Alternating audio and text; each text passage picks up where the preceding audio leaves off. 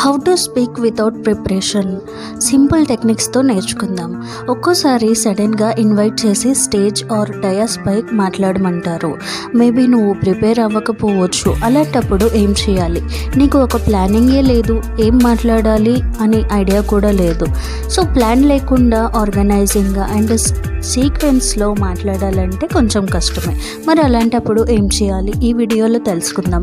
ఈ వీడియో మీరు ఎండ్ వరకు చూస్తే మీకు ఒక క్లారిటీ వస్తుంది. మరి ఆ టెక్నిక్స్ ఏంటో తెలుసుకుందామా? Number 1, Q&A technique.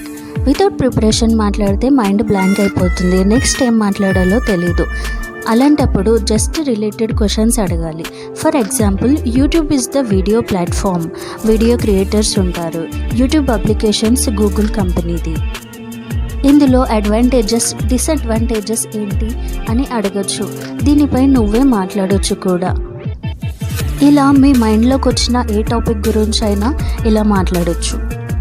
Number 2, you can start appreciating the organiser.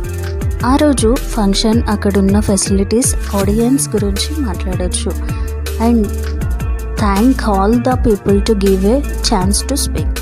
ఇక్కడికే 2-3 minutes అవుతాయి. నెంబర్ 3, కరెంట్ అఫైర్స్పై నీకు అవగాహన ఉండాలి. ఇది యూజ్ అవుతుంది. నువ్వు ఎక్కడ కూర్చున్నా సరౌండింగ్స్పై మాట్లాడడానికి ట్రై చేయి. ఐ హోప్ ఈ వీడియో మీకు హెల్ప్ అయింది అనుకుంటాను. ఈ వీడియో మీరు ఫస్ట్ టైం చూస్తున్నట్లయితే వెంటనే సబ్స్క్రైబ్ చేసుకోండి. మరిన్ని ఇంట్రెస్టింగ్ వీడియోస్తో నేను మీ ముందుకు వస్తాను. Thank you.